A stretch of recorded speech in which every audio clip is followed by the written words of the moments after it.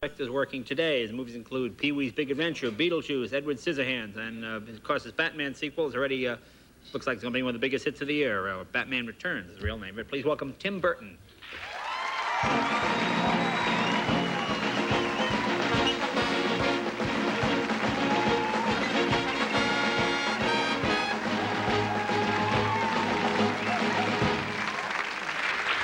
So apparently you don't do wardrobe for your films.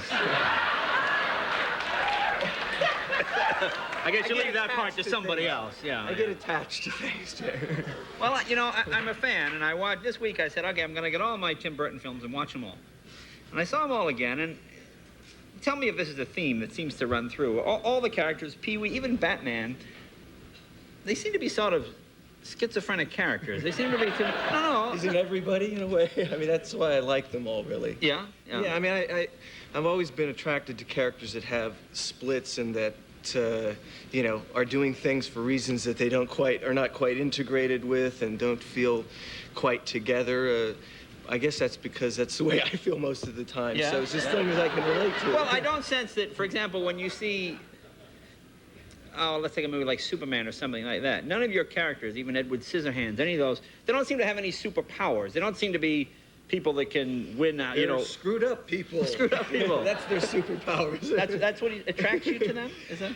Yeah, I mean, I think that's why I like Batman, is that he seemed very modern to me that way, in the sense that he's not somebody who, I don't know. I mean, I always had a problem with Superman. I just wonder why he just didn't, you know, blow away everybody with his breath or something. This kind of thing has more, you know, it just has more weird reality, but a nice kind of reality. And it just seemed kind of modern to me. It just seems sort of like the way things are. Now, you grew up right here in Burbank, right? I mean, just... Right here. In fact, my house, the stage was where my house was. Really?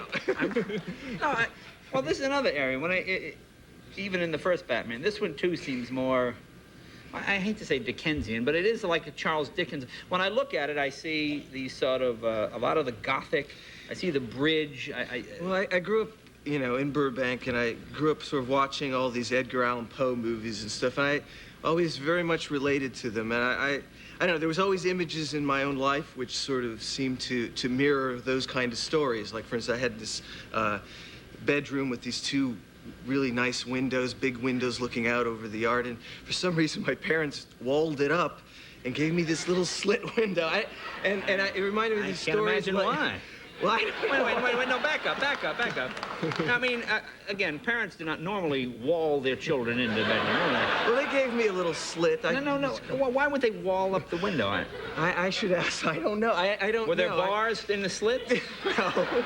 No, it was just not, I don't know. Perhaps it was for, I really don't know. I should ask them, I guess. But there, yeah, we live sort of near the Burbank airport over there, and we'd get these, they would come down so low. I mean, in fact, I see. When we were kids, we would play this game where we would actually count how long it took the exhaust to reach us from the planes. And so those kind of things, and these like tremor-like. No, this is explaining a lot. Things, you know,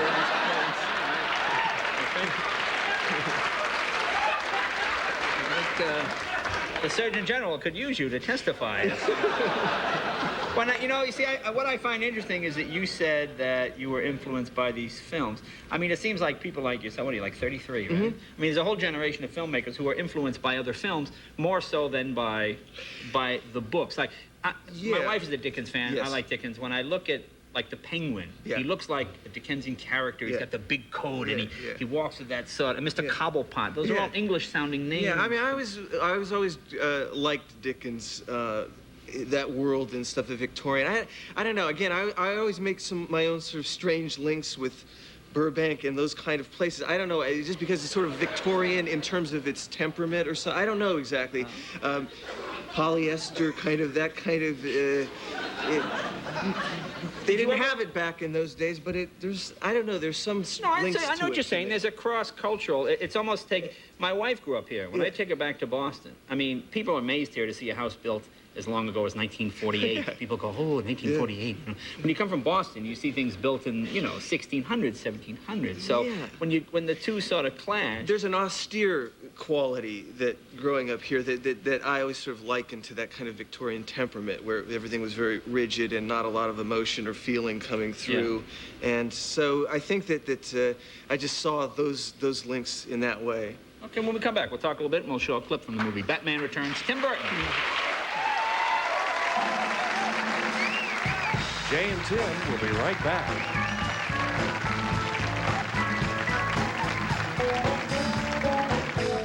Although most human beings instinctively join herds, there are those who simply don't look for safety in numbers. For this rare breed, we introduced the '93 Mazda 626 ES with a V6, an airbag, and ABS. Designed by the new Mazda, a company known for doing things differently. For drivers who feel the same way. The all-new Mazda 626. Mazda, it just feels right. Critics rave about Batman Returns. Hey, stud. Funny. I thought we had something together. Explosively entertaining.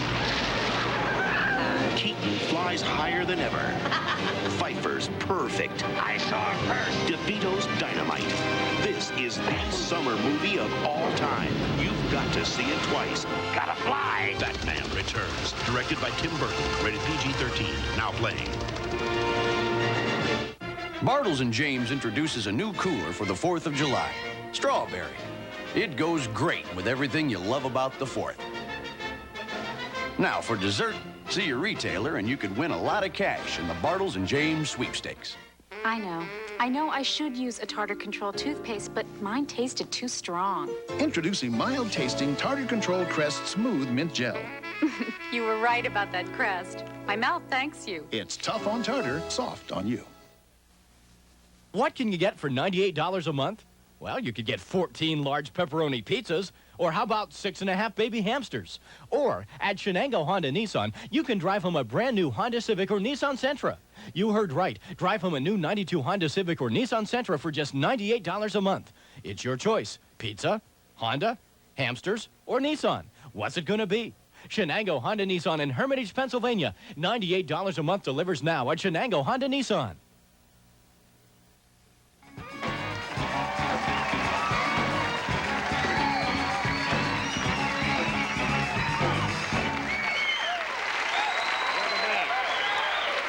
Talking with Tim Burton, the director of Batman Returns, and Edward Scissorhands, and a bunch of other movies. Here's a question I'm sure every film student in the country probably wonders. I mean, you were, what, 28, I guess, when you directed Batman. Certainly one of the biggest movies of all time. If I don't know, maybe the biggest, I don't know. How do we get from sort of 28-year-old to, I mean, how do you get handed a $60 million project, especially well, it's a kind of wearing business these clothes? of sociopaths, so it's like, and you can come into this whole thing, and you actually feel very lucky all of the time because nobody seems to know what they're doing, and there's all this sort of... No, but you started, what, as an animator for Disney? Is that correct? Started as an animator at Disney for a couple of years, and then did a couple of short films, and then got the opportunity to do Pee-wee's Big Adventure. Right. It just was kind of stream of conscious, and I don't know, I mean, I never really went to film school or anything, so I really kind of lucked into the whole thing in a way. Oh, by not having any sort of thing By not to having follow. any skills, they give you movies to direct.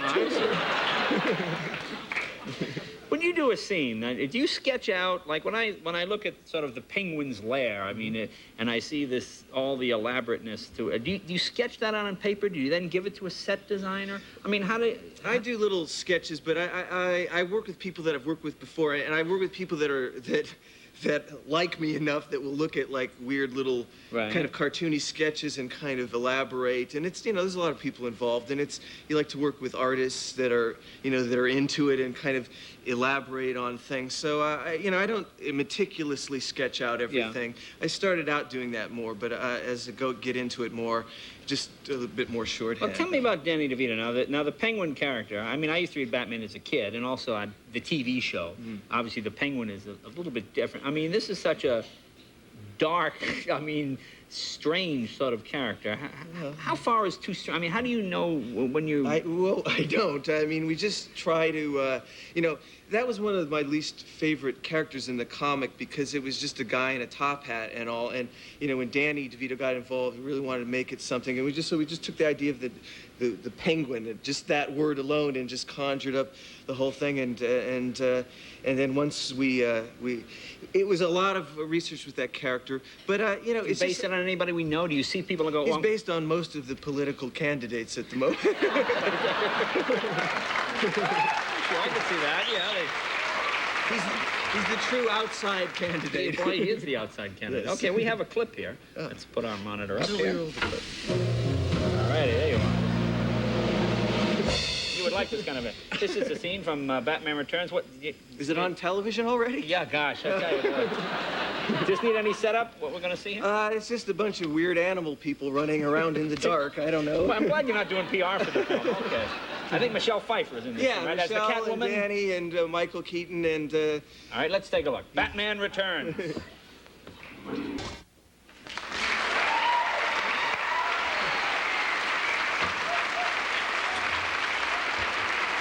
Although we didn't see any of the real penguins in this clip. I mean, there are like hundreds of penguins attacking and marching. We used we had all sorts of techniques known to man with penguins. Do they listen better than actors? Or? Well, you know, fish. We used fish to get them. We cooled down the stage. We took very good care of them, and they're very beautiful creatures, really. Yeah. Now, you think, I know you said the last Batman. Oh, no, it's not going to be another sequel. Well, this isn't really a sequel. I think you could see this without... Well, you know, I think that one. there's so much placed on sequels and what people think about them and stuff, you know, and it's like, you know, you look at a Fellini movie or something and he kind of does the same themes and stuff, although you wouldn't call it Satyricon 2 or something like that. It's like, this is... I just felt like, well, you know, these new characters, Penguin and Catwoman, that they just had enough different life to make it something else, you know, and it was interesting enough, and with Danny and Michelle and Christopher Walken and all these people and stuff. Walken was great, too. He's the greatest. He's a wonderful villain. They're all great. So all those people and, you know. Let me put you on the spot here. Now, this is the rumor going around town. I mumble grumble. Mm-hmm. Robin Williams, maybe the Riddler in the next one. Is there anything to this? I kept, on the first movie, I have a press clippings this thick of, like, I remember once where it said Al Pacino was donning the tights to play Robin, and all these, like, weird, like, just complete, I don't know where this stuff comes from. They're fun to do. I know, it's fun. Well, you know, maybe I'll just take all that stuff. It's fun to do. Well, you did a terrific job. Thank you. Terrific job. It's an amazing visual... well, thank you. I hate the visual feast. That sounds stupid, but it's really unbelievable if you go see it. It's Batman Returns, director Tim Burton. Thanks. Thank you. Thanks, Jim. Nice to meet you. Black Sheep when we return.